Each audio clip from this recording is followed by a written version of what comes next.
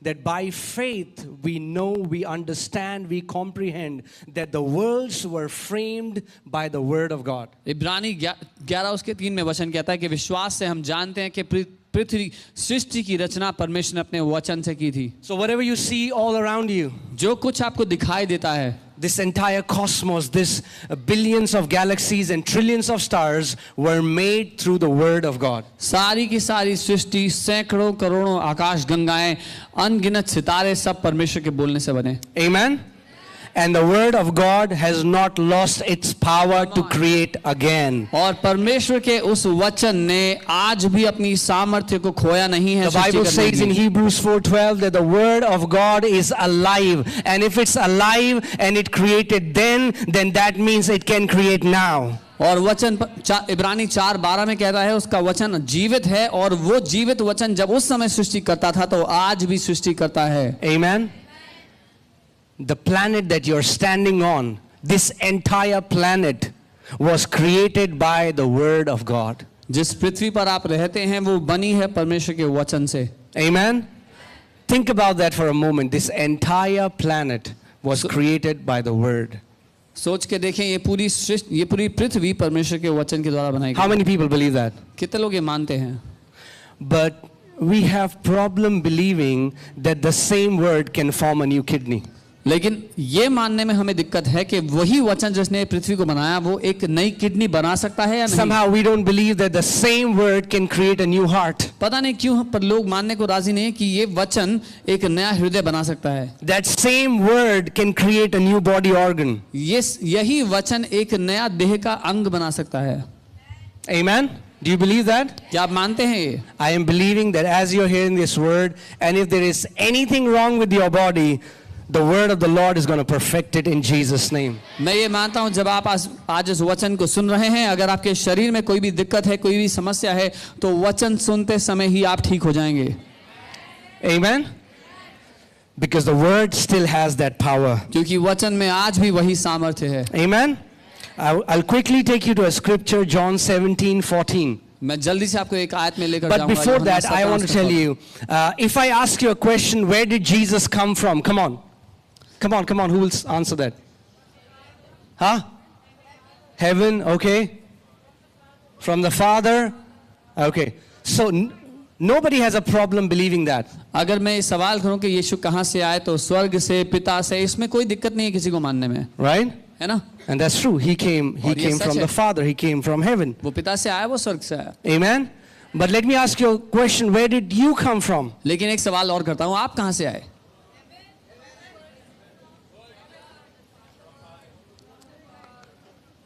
Okay, I think you have an amazing pastor. बहुत अच्छे pastor हैं आपके साथ. Okay, John 17:14. यूहन्ना 17:14. Jesus is saying this. यीशु ये कह Now रहे hear हैं. carefully. ध्यान से सुनना. I have given them your word. मैंने उन्हें तेरा वचन दे दिया है. What did Jesus come to give us? यीशु हमें क्या देने के लिए आया था? Not a big house, बड़ा घर नहीं, not a big car, बड़ी गाड़ी नहीं, but the word. वचन देने के लिए. And everything that you need in life is wrapped up inside the word. और जो कुछ आपको जीवन में चाहिए वो परमेश्वर के उस वचन के अंदर छुपा हुआ See, है. that's the problem. We want things, we don't want the word, but that is not how kingdom operates. समस्या यहाँ है जब हमें बाकी सारी चीजें चाहिए लेकिन वचन नहीं चाहिए, लेकिन राज्य ऐसे काम नहीं करता. In the beginning was what? The word. That means any miracle that you need in your life, it has to begin with the word. आदि में क्या था? वचन था. तो इसका मतलब आपके जीवन में जो कुछ चमत्कार आपको चाहिए उसकी शुरुआत कहां से होगी? वचन से. Satan is not after, he is not trying to steal your business, he is not trying to steal your car. शैतान आपका बिजनेस, आपकी गाड़ी चुराने के लिए पीछे नहीं घूम रहा. Jesus told us a parable and he said Satan came to steal what? The word. यीशु ने एक दृष्टांत बताया और बताया कि शैतान क्या चुराने के लिए आया? वचन को. Amen. Because if he can steal the word, he can steal the harvest from your life. क्योंकि अगर वो वचन को चुरा सका तो आपके जीवन से जो फसल है उसको चुरा पाएगा. Everything in the kingdom is about the word. राज्य में सब कुछ उसके वचन से मकसद रखता है. You know why? पता है क्यों? Because Jesus Christ is what? The word. क्योंकि यीशु मसीह क्या है? स्वयं वचन है। There are many Christians who profess that they love Jesus when they don't honor the word. बहुत से मसीह हैं जो कहते हैं कि वो यीशु से प्यार करते हैं जब वो वचन का आदर नहीं करते। That's why we have so much of emotional Christianity. People can hear a song, and I'm not against that. Please don't think that I'm against that. It's good, but what I'm saying is Jesus defeated Satan through what? The word. इसीलिए आज बहुत सारी भावनात्मक मसीहत हमारे बीच में है। लोग एक गाना सुन करके भावनात्मक हो जाते हैं, मुझे गलत ना समझें, लेकिन मैं ये कह रहा हूं यीशु ने जब शैतान को हराया तो कैसे हराया? वचन के द्वारा। What if the norm in the church would have been, instead of pray for me, it would have been teach me the word? I'm telling you, we would have a victorious generation. अगर कलीसिया में ये बात आम होती, ये नहीं कि मेरे लिए प्रार्थना करो, लेकिन ये बात आम होती कि मुझे वचन सिखाओ मेरी परिस्थिति के लिए, तो मैं बता रहा हूं हमारे पास जयवंत कलीसियाएं होती। That's why Bible says Jesus met a centurion, and Bible says he marveled at his faith. इसीलिए बाइबल कहती है यीशु एक सूबेदार से मिला और उसको देखकर, उसके विश्वास को देखकर हैरान हो गया। You know why did Jesus marvel? पता है क्यों यीशु हैरान हो गया? Because that centurion said, क्योंकि उस सूबेदार ने कहा, you don't need to come under my roof. तुझे मेरे घर आने की आवश्यकता नहीं। Speak a word only, and my servant shall be made whole. He knew the power of spoken word. केवल वचन को बोल दे और मेरा नौकर ठीक हो जाएगा। वो सूबेदार बोले गए वचन की सामर्थ्य जानता था। Amen. And if you trust the power of the spoken word, the Lord sees your faith as a great faith. और अगर आप बोले हुए वचन के सामर्थ्य को जानते हैं तो परमेश्वर आपके विश्वास को महान जानता है। So wherever you are right now, whatever the situation is, whatever the mess is, what do you need the most? The word. जहां कहीं भी आप क्यों ना हो, जीवन के किसी भी पड़ाव पर क्यों ना हो, आपकी सबसे बड़ी आवश्यकता क्या हुई?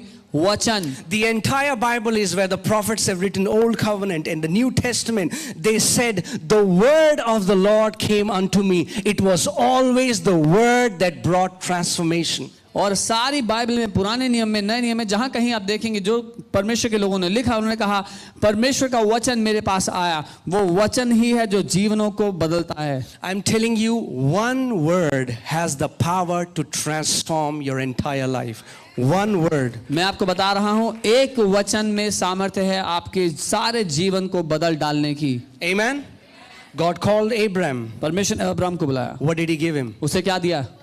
He didn't give him an Ayurvedic medicine. उसे आयुर्वेदिक दवाई नहीं दी परमेश्वर ने। He didn't say exercise. ये नहीं कहा जाके व्यायाम करो। No, what did he give him? क्या दिया उसको? A word. वचन दिया। And that word और वो became वचन flesh as देहधारी हुआ। Isaac. वो वचन देहधारी हुआ इसहाक के रूप में। Amen. Are you getting what I'm saying? Whatever you are wanting the Lord to do for you, He is going to give you a word, and that word is going to bear flesh and become real to you. जो कुछ आप चाहते हैं परमेश्वर आपकी जिंदगी में आज करे, उसके लिए परमेश्वर आपको एक वचन देगा और वो वचन आपके जीवन में देहधारी हो जाएगा। All the men here, can you show me your hand? If you're a man and you're sure about it, show me your hand. पुरुष हैं, अपना हाथ उठाएं। Amen. I want to tell you that you have a womb. मैं आपको बताना चाहता हूं आपके पास एक गर्भ है। Amen. And when you hear a word, and when you meditate a word, the Bible says there is a conception that happens in your spiritual womb. और बाइबल कहती है जब आप एक वचन को सुनकर ग्रहण करके उस पर मनन करने लगते हैं तो आत्मा में एक गर्भ धारण होता है। Now you might be sitting here and you might look ordinary to people and people might despise you. दिखने में हो सकता है आप साधारण लगें और लोग आपको तुच्छ समझें। But they don't know that you are carrying a great destiny in your womb. लेकिन वो इस बात को नहीं जानते होंगे कि आप अपने गर्भ में एक महान उद्देश्य को लेकर चल रहे हैं। But you know, my wife is pregnant, so yeah, we're about to have our third baby. So yeah, so when a woman gets pregnant, there is no change from outside. Pastor Monica इस समय pregnant है और उनका तीसरा बच्चा होने वाला है। वो कह रहे हैं जब एक स्त्री गर्भ धारण करती है तो बाहर से कुछ बदलाव नहीं होता। In the beginning, शुरुआत में nothing changes. कुछ बदलाव नहीं दिखता, But slowly and gradually, everybody, you cannot hide it. If you are pregnant, you cannot hide it. लेकिन धीरे धीरे जब समय बीतता है तो जो गर्भवती हैं वो अपने वो उस बात को छुपा नहीं सकती कि वो गर्भवती हैं। If you are pregnant with greatness, you cannot hide it. अगर आप महानता से गर्भधारित हो चुके हैं तो आप उस महानता को छुपा नहीं पाएंगे। That greatness is gonna show up someday. वो महानता कभी ना कभी सामने आ ही जाएगी। Amen? And the easiest way to become pregnant is by receiving the word. और सबसे आसान तरीका है उस महान उद्देश्य के गर्भ को धारण करने का, वचन को ग्रहण करना। The biggest thing that kills our miracle is our logical mind. सबसे बड़ा कारण जो हमारे चमत्कार को मार देता है वो है हमारा तर्क वितर्क करने की बुद्धि, This reasoning. ये ज्ञान की तर्क वितर्क की And बुद्धि। that's why, I was sharing last Sunday that believing, Bible always says, there is not one scripture that says believing happens through the mind. The Bible says believing happens through the heart. और पिछले रविवार मैं सिखा रहा था कि एक भी आयत नहीं है जो कहती है दिमाग से विश्वास किया जाता है, लेकिन बाइबल बार बार इस बात को दोहराती चली जाती है कि विश्वास हृदय से होता है। But when God gives us a word, usually we are trained to analyze everything. We want to analyze it. We want to check the experts. We want to check what everyone is saying. And that's how we abort the miracle that God wants to give us. जब परमेश्वर हमें कोई वचन देता है तो हमारी आदत है हमारे प्रशिक्षण के द्वारा कि हम हर एक बात को परखें, उस पर दिमाग लगाकर तर्क वितर्क करके उसको जांच लें। तो हम परमेश्वर जो कहता है उस पर तर्क वितर्क करते हैं और ऐसे ही कई लोग अपने उद्देश्य का गला घोट देते हैं। Amen. But Jesus said, only believe and you will see the glory of God. लेकिन यीशु ने कहा केवल विश्वास कर और तू परमेश्वर की महिमा को देखेगा। But believing doesn't happen from your mind. It is not a reasoning faculty. It happens with your heart. लेकिन विश्वास दिमाग से नहीं होता, ये तर्क वितर्क करने की बात नहीं है, ये हृदय से किया जाता है। Amen. Amen. I have not prepared a message. I'm just flowing. मैंने संदेश तैयार नहीं किया, मैं बस दिल से बात कर रहा हूँ। Okay, so because it's 45 minutes, I cannot preach a message in 45 minutes. क्योंकि 45 मिनट का टाइम है मेरे पास, मैं 45 मिनट में प्रचार नहीं कर सकता। Okay, yeah, okay, praise God. I don't have any dollars to give you. Okay, I want to show you something. कुछ बताएं। Have you heard that in marriage the most common used scripture is, let not anyone separate whom God has joined. शादियों में सबसे ज्यादा इस्तेमाल होने वाली आयत है, जो परमेश्वर ने जोड़ा है उसे कोई अलग ना करे, Right? है ना? But then Apostle Paul says, I'm not talking about marriage, I'm talking about Christ and the church. लेकिन वहीं उस मुद्दे में पौलुस प्रेरित कहते हैं कि मैं शादी की बात नहीं कर रहा हूं, मैं मसीह और उसकी कलीसिया की बात कर रहा हूं। He's just giving an example of marriage to show us our union with Christ Jesus. वो तो शादी का उदाहरण दे रहे हैं हमें बताने के लिए कि हम मसीह यीशु के साथ कैसे एक हो चुके हैं। Amen? And church is the called out people. We all are church, right? और हम सब कलीसिया हैं, परमेश्वर के चुने हुए अलग किए हुए लोग हैं।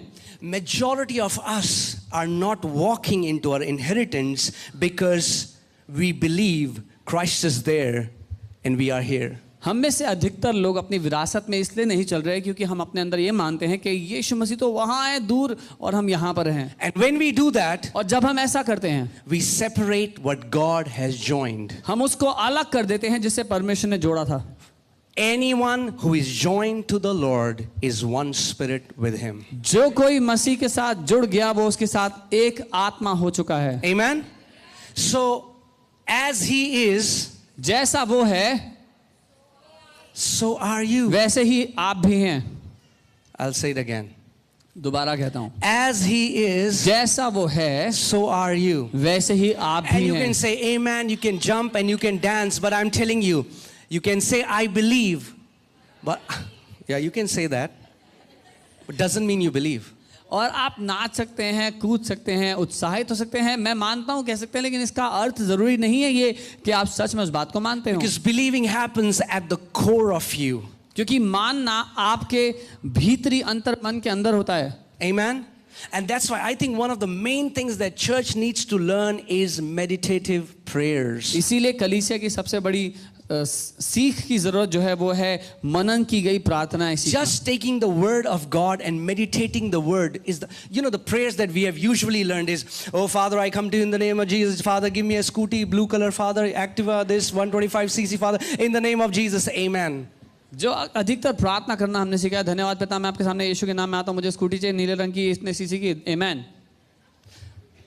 But I'm going to tell you something, and maybe you will believe, maybe you'll not believe, but that's okay. पर मैं कुछ बताना चाहता हूँ, हो सकता है आप मानो, हो सकता है ना मानो, कोई बात नहीं। Okay, I'll still preach it. फिर भी बताऊंगा। Amen. The scooty, your house, your job, everything is hidden in the word. वो स्कूटी, आपका घर, आपकी नौकरी, सब कुछ छुपा हुआ है वचन के अंदर। You'll say, where? अब बोलोगे कहाँ पे? You have to find it. आपको ढूंढना पड़ेगा वो। If you can find it, अगर ढूंढ लोगे you can get it. तो मिल जाएगा। It's in the word. वचन में है। Anything you need in the life is hidden. It's hidden. It's not on the surface. It's hidden in the word. जो कुछ आपको जिंदगी में चाहिए वो छुपा हुआ है वचन के अंदर। I'm telling you, that's the way we run this ministry. यही वो तरीका है जिससे हम इस कलीसिया को, इस सेवकाई को चलाते हैं। I'm telling you the truth. मैं सच कह रहा हूँ। We have huge bills to pay, but whenever there is a financial need, I dive in the word. और बड़े बिल्स होते हैं देने के लिए, लेकिन जब कभी आर्थिक आवश्यकता होती है मैं वचन में चले जाता हूँ। I dive in the word मैं वचन में जाता हूँ and come out with an answer. और वचन में डुबकी लगाता हूँ, उस उत्तर को लेकर के आता And हूँ। when I get the answer, जब उत्तर मिल जाता है I know that it has been done. मुझे पता होता है कि हो गया है। You know, recently we were building this church facility, and the government came very strong against us. हाल ही में जो नई फैसिलिटी हम बना रहे हैं वहाँ पर सरकार हमारे विरोध में आई बहुत ही, And they say we want to come and demolish that और place. कहा कि हम तोड़ने के लिए आ रहे हैं। And so what do you do in such a situation? तो आप क्या करते हैं ऐसी परिस्थिति में? All right. So I went in the word. मैं वचन में गया। Obviously, there were many brothers and sisters who were trying to help us, but I'm telling you, a time will come where flesh will fail, but God will prevail. बहुत से भाई और बहन थे जो हमारी मदद कर रहे थे, लेकिन मैं बता दूं कि ऐसा समय आता है जब शारीरिक प्रयास जो है वो निकम्मे ठहरते हैं, लेकिन वचन फिर भी जिंदा रहता है उनके ऊपर। The word that Lord told me, the message that He gave me, that gave me strength. Everything was against us, but I just had what? His word. जो वचन परमेश्वर ने हमें दिया था, जब सारी परिस्थितियां हमारे विरोध में थी, मेरे पास वचन था। But I have a good news. एक अच्छी खबर है मेरे पास। If you have the word is all you need. अगर आपके पास वचन है तो आपको बस वो वचन ही चाहिए। So I just began to meditate the word day and night, lift up my hands, thank the Lord. Early morning, when I was about to get up, I saw a paper floating in the air. It said DD, Delhi Development Authority, and a hand came and started writing, put it on hold, no action to be taken, full stop. I called Pastor Sam, I said, it's done in the spirit world, it's done. और मैं उस वचन पर मनन कर रहा था, और फिर जब मैं सुबह उठा तो मैंने दर्शन में देखा कि एक पेपर है, उस पर DDA, दिल्ली डेवलपमेंट अथॉरिटी लिखा है, और उस पर हाथ आकर के लिख रहा है कि सारी कार्यवाही रोक दी जाए, कोई एक्शन ना लिया जाए। And this is just one example. What I'm telling you is that righteous shall live by what? Faith. और ये सिर्फ उदाहरण है, मैं आपको क्या कहना चाहता हूँ, जो धर्मी जन है कैसे जिंदा रहेगा? विश्वास के द्वारा, Not by experience, अनुभवों के द्वारा नहीं, but by what? कैसे? Faith. How does faith come? विश्वास कैसे आता है? Faith come by विश्वास आता है hearing, सुनने and से। hearing by what? और क्या सुनने The से? word. That वचन सुनने से। means the word that is working in your heart is directly proportional to the word that is hidden in your heart. इसका मतलब जो विश्वास आपके दिल में काम कर रहा है वो निर्भर करता है उस वचन पर जो आपके दिल में छुपा हुआ है। Amen. So if you are a wise farmer, you will sow the word of God whenever you have time. And what it will do, it will stir your heart, and you will always have a walk of faith. अगर आप एक बुद्धिमान किसान हैं तो आप सारा समय जब कभी मौका लगेगा इस दिल के खेत में वचन के बीज बोते चले जाएंगे ताकि बड़ी फसल हो। Amen. The Bible tells us that faith is what? Faith is a law. Say law. Bible बताती है विश्वास एक नियम है, बोले नियम। And the beautiful thing about law is that laws are impersonal. और नियम की खूबसूरत बात यह है कि वो किसी व्यक्ति विशेष के लिए नहीं है। That means if a kid knows how to apply the law, it will work for him. And if an old man or old woman applies that law, it will work for them. इसका मतलब अगर एक बच्चा उस नियम का इस्तेमाल करेगा तो उसको भी वही परिणाम मिलेगा, और एक बूढ़ा करेगा तो उसको भी वही It परिणाम has मिलेगा। nothing to do with your skin color, your background, your educational qualification. If you know how to work the law will work for you. नियम का कोई संबंध नहीं है, आप कैसे दिखते हैं, किस रंग के दिखते हैं, कि क्या पढ़ाई लिखाई किए हैं, किस घराने से हैं, उसका कुछ लेना देना उससे नहीं है। Right? See, Eliana, my elder daughter is 9 years old. Pastor की बड़ी बेटी एलियाना 9 साल की हो गई है। If I give her a seed अगर मैं उसको एक बीज दूंगा and I say, Eliana, sow it, और बोलूंगा बीज बो दो, I want to ask you a question. एक सवाल करता हूँ, Will that work? काम करेगा वो?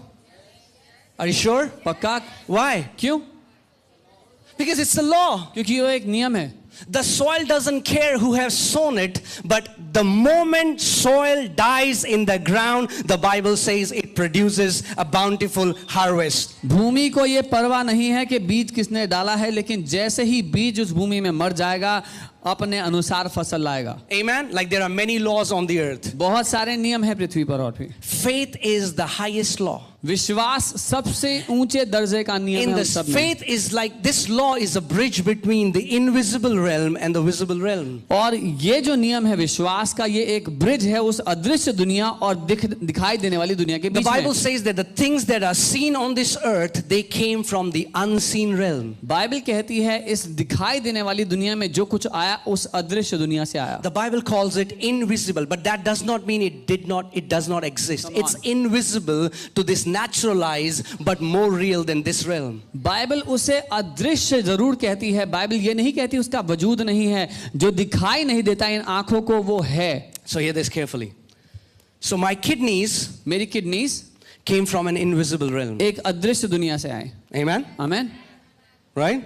Because in the beginning was what? क्योंकि आदि में क्या था? The word. There was a वचन time था। when there was nothing. So my kidneys came from an invisible world. एक समय था जब कुछ भी नहीं था, इसलिए मेरी किडनी से एक अदृश्य दुनिया से आई। That means इसका मतलब if any of my body part is not functioning, I can again grab on to a brand new kidneys from that world and pull it down to this realm. इसका मतलब अगर किसी के शरीर का कोई अंग काम ना कर रहा हो, मैं चाहूं तो दोबारा से उस अदृश्य दुनिया से नई किडनीज लेकर के अपने लिए ले सकता हूं। You don't get it. Before a car is released, इससे पहले कि कोई गाड़ी बनाई जाए, they make sure that they have enough spare parts. इससे पहले कि कोई गाड़ी मार्केट में उतारी जाए, कंपनी इस बात पर ध्यान देती है कि उनके पास बहुत सारा स्पेयर पार्ट पड़ा हो। Amen?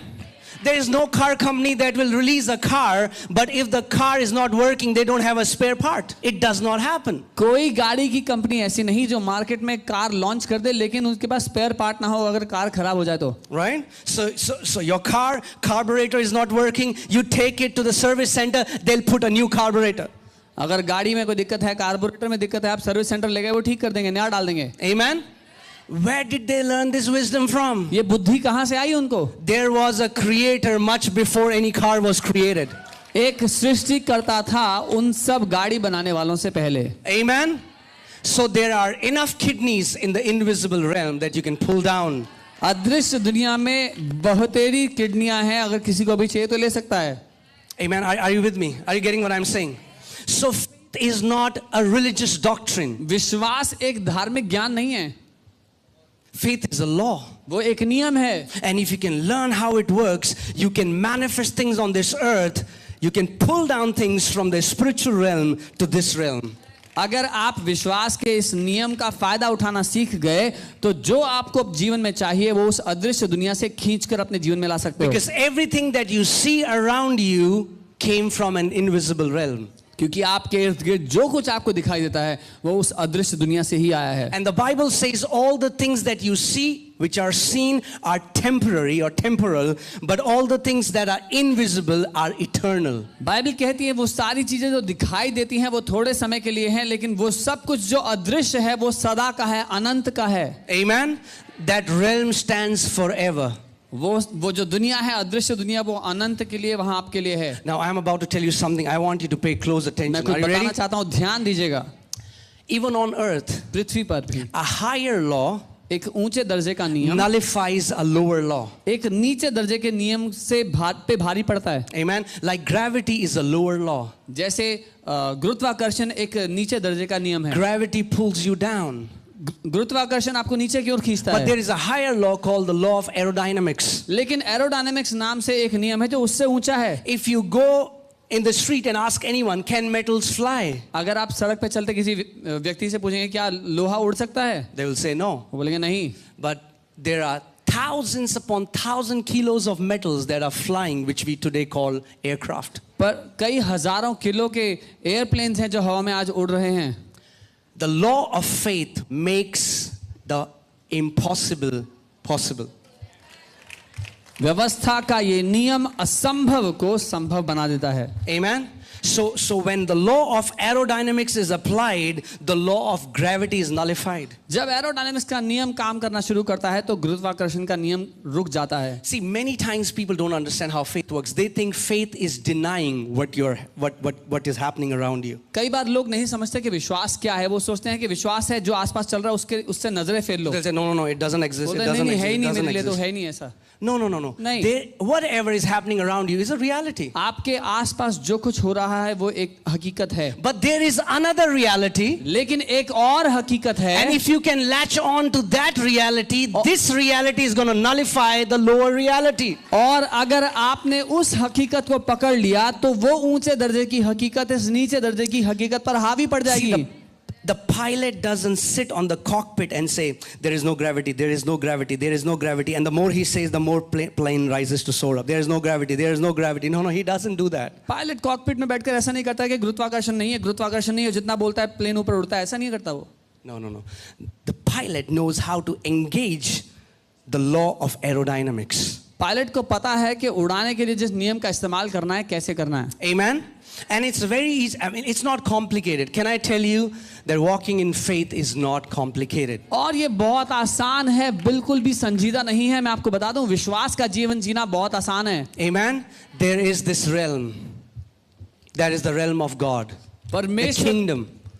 परमेश्वर का राज्य है, वो अदृश्य दुनिया है. And you can become aware of that kingdom. उस राज्य के लिए आप चेतन हो सकते हैं. See, for example, the AC can make this place very cold, and you'll quickly be aware of the cold around you. Why? Because you have a sense of touch.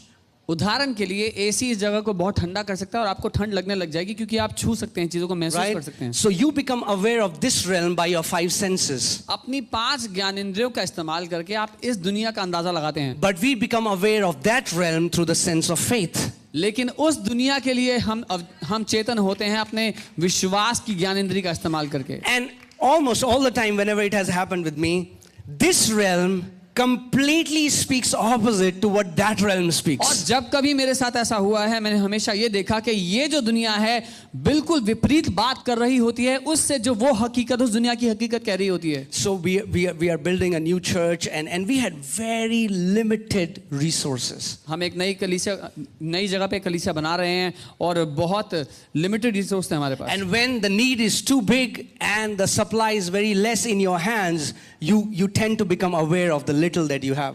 और जब आवश्यकता बहुत बड़ी हो और जो हाथ में दिखाई दे वो बहुत थोड़ा दिखाई दे तो आपका ध्यान उस थोड़े की ओर चले जाता है. So I started becoming aware of the lack. तो मेरा ध्यान जाने लगा कि मेरे पास सीमित है. And suddenly the Lord told me. और अचानक प्रभु ने कहा. He said, don't focus on the 5 loaves and 2 fishes. Focus on the 12 baskets left over. प्रभु ने कहा उन 5 रोटी और 2 मछली की ओर मत देख, उन 12 टोकरियों की ओर देख जो बच गई हैं. Amen. Are you getting what I'm saying? समझ रहे हैं? It's about being aware. ये किस बात के लिए आपका ध्यान है वो बात मुद्दा है. We are not ordinary people. हम साधारण लोग नहीं हैं. The righteous will live by faith. धर्मी जन विश्वास के बलबूते जिंदा रहेंगे. Amen. There is a realm that is waiting to respond to you. एक हकीकत है, एक दुनिया है जो आपका इंतजार कर रही है कि आप कुछ करें तो वो जवाब दे. That is waiting to engage. There are angels waiting to work for you. वो दुनिया ठहरी हुई है, आपकी राह देख रही है. स्वर्गदूत आपका इंतजार कर रहे हैं कि वो कुछ करें आपके लिए. I'm telling you, you talk about angels, most of the church freaks out. आप स्वर्गदूतों की बात करें, अधिकतर कलीसिया डर They're जाती like, है, oh घबरा man, what जाती are है। these guys talking क्या about? बात कर रहे हैं ये लोग? But the Bible says that Bible- angels are ministering spirits given to the heirs of salvation. Bible कहती है स्वर्गदूत सेवा टहल करने के लिए उद्धार के वारिसों को दिए गए हैं। Amen. It's sad that whatever we want to do in life now, we all depend upon our ability. और दुख की बात है, जो कुछ हमें करना है जीवन में हम अपनी क्षमता पर निर्भर हो गए हैं, But heaven is waiting. लेकिन स्वर्ग इंतजार कर रहा Let me है। say that again. The heaven is waiting मैं दोबारा कहता हूँ, स्वर्ग to इंतजार कर रहा है intervene on your behalf कि आपके स्थान पर वो कदम रख पाए, so that you can walk in triumph, in victory all the days of your life. ताकि आप अपने जीवन भर जय में जी पाएं। Amen. So let's see how, okay, about this awareness. I don't have much time, but I'll quickly say that whatever you are aware of, you get attached to. और इस ध्यान के बारे में जब मैं कह रहा था, जिस किसी मुद्दे पर, जिस किसी बात पर आपका ध्यान होगा, आपका जीवन उससे जुड़ जाएगा। And for so many Christians, can I say that without you being offended? Let me say that. बिना किसी के नाराज हुए बात कहना चाहूंगा। So many Christians are not getting the answer because of their long prayers. बहुत से मसीहों को जवाब इसलिए नहीं मिल रहा क्योंकि उनकी प्रार्थनाएं बहुत लंबी हैं। Now, don't take me wrong. It's amazing to spend time with the Lord. But when I say wrong prayers, I mean long prayers. I mean wrong prayers. Long prayers and wrong prayers. मैं प्रभु के साथ समय बिताने के विरोध में नहीं कह रहा हूँ, लेकिन मैं कह रहा हूँ जब हम लंबी लंबी प्रार्थनाएं करते हैं जो कि गलत प्रार्थनाएं हैं उनको, Because so many Christians are praying the problem. क्योंकि अधिकतर मसीह लोग प्रार्थना में जो दिक्कत है वो बोल रहे हैं, And the more they pray the problem, और जितना वो दिक्कत के बारे में बोलते the हैं, more they are aware of the problem. उतना ज्यादा उनका ध्यान उनकी दिक्कत पर लगा रहता And है। more they are aware of the problem, जितना ज्यादा उनका ध्यान उनकी दिक्कत the पर लगा more they रहता है, stay in a problem. उतना ज्यादा, उतना देर तक वो अपनी दिक्कत में बने रहते हैं। So let me say this. मैं ऐसे कहूंगा, If you pray a lot because you have lack, अगर आप बहुत प्रार्थना करते हैं क्योंकि बहुत तंगी है, बहुत कमी है, keep thinking about the lack. You are aware of the lack. लेकिन आप उस तंगी के बारे में, उस कमी के बारे में सोचते रहते हैं, Lack will manifest in your life. तो जिंदगी में वो तंगी और कमी ही दिखाई देगी। I'll say it again. If you're praying a lot, the Bible tells about Job. Job used to offer sacrifices every day. How many times? Every day for his children. Bible Ayub के बारे में ये कहती है कि अयूब हर रोज अपने बच्चों की जगह पर अपने बच्चों के लिए बलिदान चढ़ाया करता था, Because he was so fear. He was aware that something bad would happen to my kids. क्योंकि वो इस बात पर ध्यान लगाए बैठा था कि मेरे बच्चों के साथ कुछ तो बुरा होने वाला है। And that fear motivated him to offer sacrifices to God. और इस डर के मारे वो परमेश्वर के सामने बलिदान चढ़ाता था। But see, just because you are praying, that doesn't mean you can change the principles of God. सिर्फ इसलिए कि आप प्रार्थना कर रहे हैं उससे आप परमेश्वर के नियमों को नहीं बदल सकते। Many of us think that prayer is magic. हम में से बहुत लोग सोचते हैं प्रार्थना जादू है। So I've done my part. मैंने अपना काम कर दिया। No, you play a part. You have a role. आपका एक हिस्सा है इस पूरे काम में। Amen? Amen? See, Jesus said, whosoever shall say to this mountain. यीशु ने कहा जो कोई भी इस पहाड़ से बोलेगा। And I've been saying this for a long time, and many people get upset when I say that. मैं बहुत लंबे समय से ये बात कह रहा हूँ और जब कहता हूँ लोग नाराज हो जाते हैं। But that's okay, कोई बात नहीं। right? So we have this song, and it's an amazing song, and I understand the heart of that song, but the song is, Jesus, you can move the mountains, right? और एक गाना है जो अक्सर लोग गाते हैं और वो है यीशु तू पहाड़ों को हिला सकता है। But if you read the word, Jesus is saying, but I have told you to move the mountains. लेकिन जब आप वचन खोल के देखेंगे तो यीशु कह रहा है कि मैंने तुम्हें कहा है कि तुम पहाड़ को बोलो हिल जाए। Amen? If a mountain is in front of you and you don't open your mouth, the mountain will stay there. अगर पहाड़ आपके सामने है और आप अपना मुंह नहीं खोलेंगे तो पहाड़ वहीं खड़ा रहेगा। And if a person, if a believer, he goes to heaven and says, Jesus, why didn't you move the mountain? और अगर जब एक विश्वासी स्वर्ग पहुंचेगा और यीशु से कहेगा प्रभु आपने पहाड़ हिलाया क्यों नहीं, He's going to say, I gave you the authority to move the mountains. तो वो यही कहेगा मैंने तुझे अधिकार दिया तो था उस पहाड़ को Why हिलाने का, didn't you move the mountains? तूने क्यों नहीं हिलाया। Amen? The disciples are in the boat with Jesus. चेले यीशु के साथ नाव में थे And the Bible says there is a great tempest, a great storm. Bible कहती है बड़ी आंधी आ गई। a great storm, एक बहुत बड़ी आंधी आ गई। right? They're in a small boat. वो छोटी सी नाव में थे। What did disciples do? चेलों ने क्या किया? They cry out to Jesus, यीशु को गुहार लगाई। right? I mean, like that, isn't that spiritual? क्या आत्मिक बात नहीं है ऐसा करना? They said, Jesus, बोला यीशु, don't you care for us? क्या आपको परवाह नहीं है हमारी? We're about to perish. हम नाश हो रहे हैं। What did Jesus do? यीशु ने क्या किया? Jesus rebuked them. यीशु ने उनको डांट लगाई। Jesus rebuked the disciples for not rebuking the storm. यीशु ने चेलों को इसलिए डांटा क्योंकि चेलों ने तूफान को नहीं डांटा। Amen? Let me say that again. मैं दोबारा कहता हूं। Jesus rebuked the disciples for not rebuking the storm. यीशु ने चेलों को इसलिए डांटा क्योंकि चेलों ने तूफान को नहीं डांटा। Most of us are waiting for God to do it for us, which He wants to do through us. हम में से अधिकतर लोग परमेश्वर का इंतजार कर रहे हैं कि वो हमारे लिए वो कर दे जो परमेश्वर हमारा इंतजार कर रहा है कि वो हमारे द्वारा करे। Amen? Again, that's a different teaching by itself, but I want to take you to a place and I want to... Oh, are you ready?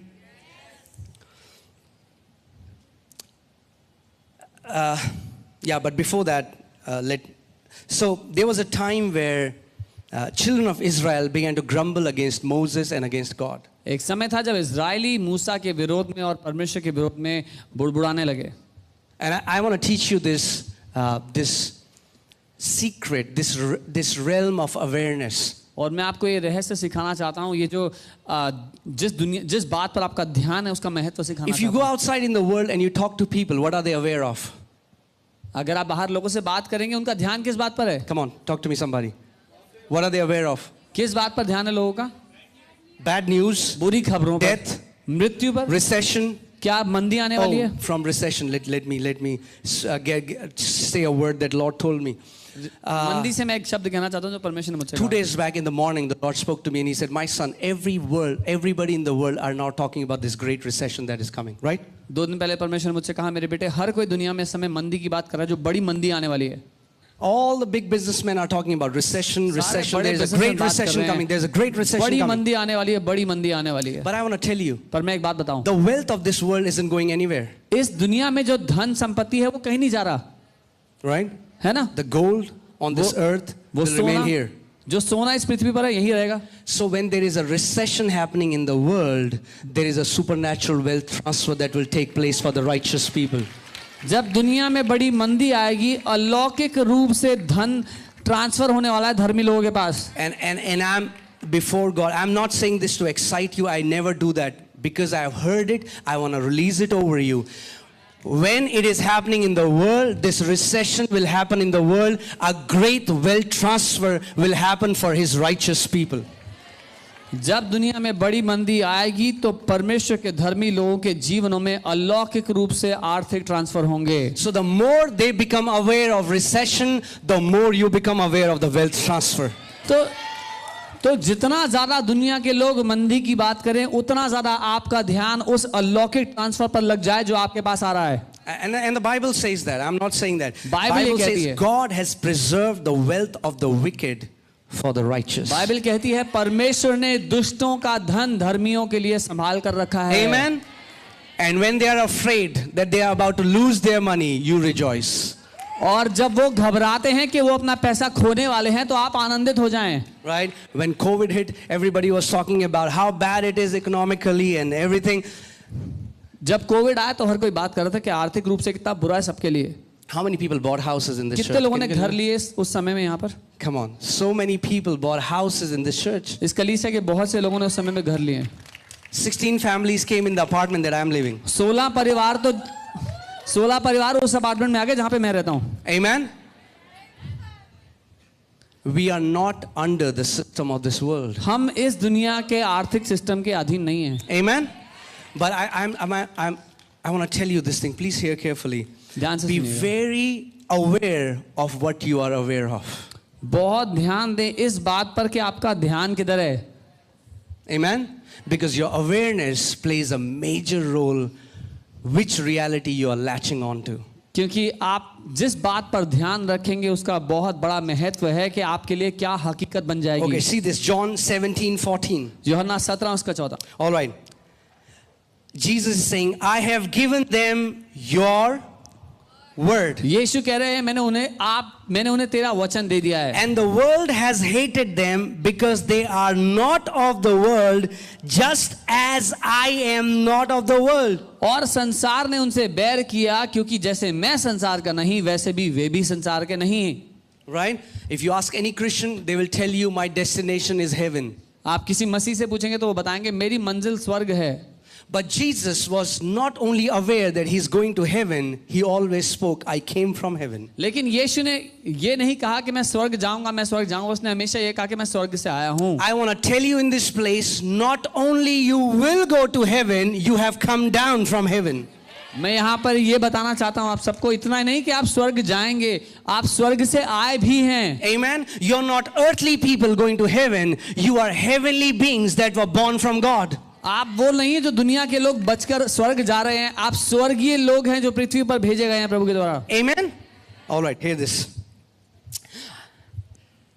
Verse 16. 16वीं आयत. They are not of the world, just as I am not of the world, to equal degree. He's like exactly like me, like I am not of the world, they are not of the world. जैसे मैं संसार का नहीं हूं वैसे ही वे भी संसार के नहीं है. यीशु कह रहा है हूबहू जैसे मैं नहीं हूं इस दुनिया का वैसे ही मेरे लोग भी इस दुनिया के नहीं And हैं. as I was telling you in the beginning, we have a habit to separate Christ and his church. Let no man separate what God has joined. और जैसा मैं शुरुआत में कह रहा था, हमारी आदत है कि अलग कर देते हैं जो परमेश्वर ने जोड़ा है, लेकिन बाइबल कह रही है कोई भी मनुष्य उसे अलग ना करे जिसे परमेश्वर ने जोड़ा है. Say, I am not of the world. बोले मैं दुनिया का नहीं हूं. That's why I was telling you, you're an alien. मैं इसलिए बता रहा था एक बार कि आप You know that you're an alien? आपको पता है Alien simply means from another reality, from another realm. Alien का अर्थ है एक दूसरी दुनिया से. Amen? We are heavenly beings. हम स्वर्गीय लोग हैं. Though we may look earthly, हालांकि हम पृथ्वी के जैसे दिखाई देते हैं, But we पृथ्वी are के लोग जैसे heavenly. दिखते हैं, लेकिन हम स्वर्ग से हैं. come on, turn to your neighbor and say, neighbor, you are a heavenly being. अपने पड़ोसी से कहें पड़ोसी आप स्वर्गीय हैं. Amen? All right, hear this. I want to tell you something that's so powerful. मैं आपको कुछ बताना चाहता हूँ जो बहुत शक्तिशाली है. Sanctify them by your truth. Your word is truth. अपने सत्य के द्वारा उन्हें पवित्र कर अलग कर, तेरा वचन ही सत्य है. Sanctify them by your truth. Your word is the truth. अपने वचन के द्वारा, अपने सत्य के द्वारा उन्हें अलग कर, तेरा वचन सत्य है. This word sanctify comes from the Greek word hagiazo. ये जो शब्द है पवित्र यूनानी के हैगियाजो शब्द से आता It है. means separate. Like, you know, when a doctor does a surgery, the doctor separates that part. इसका अर्थ है काट कर अलग करना, जैसे डॉक्टर काट कर कुछ अलग कर देता है शरीर से. Now hear this. We were born into this world system, हम इस दुनिया के सिस्टम में पैदा हुए थे. right? We are born, we are surrounded by this world system, इस and दुनिया whatever के we learn from our five senses. इस दुनिया के सिस्टम से घिरे हुए हम बड़े, तो जो कुछ सीखा इस दुनिया के सिस्टम से सीखा. But Jesus is saying, Father, separate them by your truth. And this word truth means, it means reality. और यीशु ये कह रहे हैं कि प्रभु इन लोगों को अलग कर, काट कर अलग कर पिता. और ये जो सत्य शब्द है इसका मतलब है हकीकत. It comes from the Greek word aletheia. यूनानी शब्द एलिथिया से So now आता hear है. this. सुनिए ध्यान से.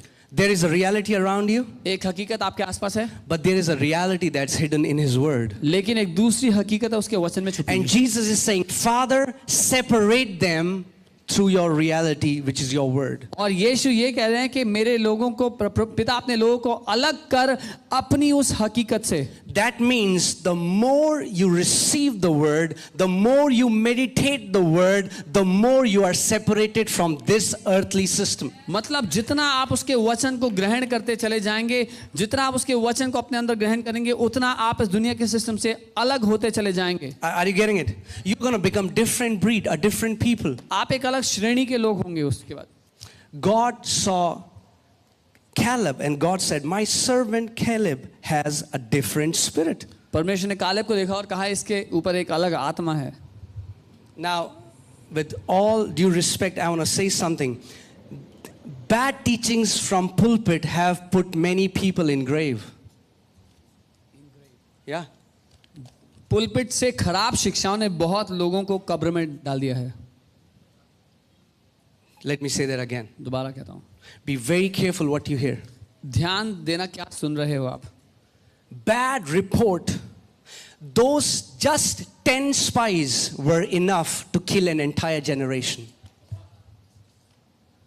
सिर्फ 10 जासूस काफी थे एक बुरी खबर के साथ एक पूरी पीढ़ी को मार देने के लिए. Just 10 spies released a bad report and the entire congregation of Israel received it and they died in wilderness. सिर्फ 10 जासूस थे जिन्होंने बुरी खबर इजराइल की प्रजा को सुनाई और वो सारी की सारी पीढ़ी उस मरुस्थल में उस रास्ते में ही नाश हो गई. Are you getting it? That's why it's very important which report do you believe. इसीलिए बहुत जरूरी है कि आप किस खबर को विश्वास करोगे. If you hear a lot of media and you say, recession is coming, you become aware of the recession, what is going to happen? अगर मीडिया से न्यूज़ सुनेंगे और बोलेंगे जी मंदी आ रही है तो क्या होगा? Only the word of God has the power to keep you above this world system.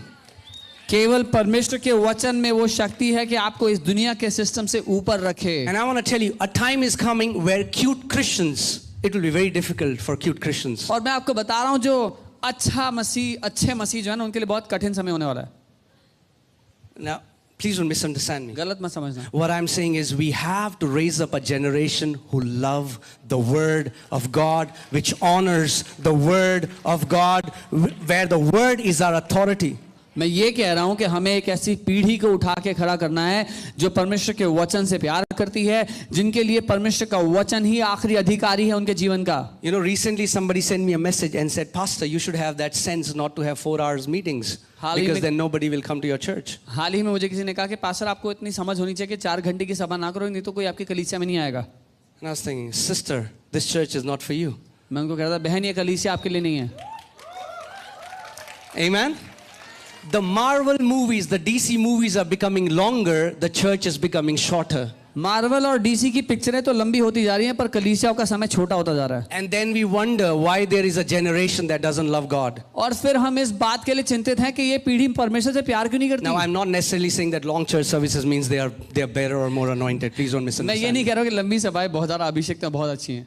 There can be long services where people can die with boredom. ऐसी लंबी सभाएं हो सकती हैं जहां लोग उकताकर मर जाएं. But what I'm saying is, if we have to dominate this worldly system, that separation can only happen through the truth that is God's word. Jesus said in John 17:17, your word is the truth. Your word is aletheia. Your word is reality. पर मैं ये कह रहा हूं अगर हम इस दुनियावी हकीकत से ऊपर प्रभुता करना चाहते हैं तो यूहन्ना 17:17 में यीशु ने कहा तेरा वचन ही सत्य है, तेरा वचन हकीकत है. So all around me,